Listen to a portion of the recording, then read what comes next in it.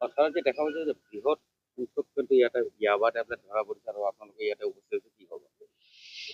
আমাৰ ইনফৰমেশ্যন আছিলে যে আজি এফালে এটা কমাৰ্চিয়েল কোৱান্টিটিত NDPS যাব বুলি।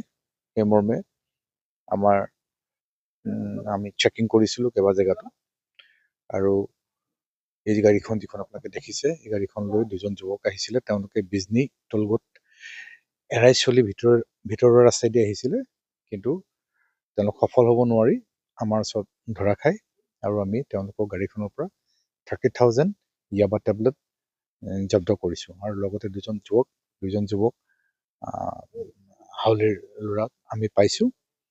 আৰু এই যি টেবলেট আমি পাইছোঁ, ইয়াবা টেবলেট, ইয়াৰ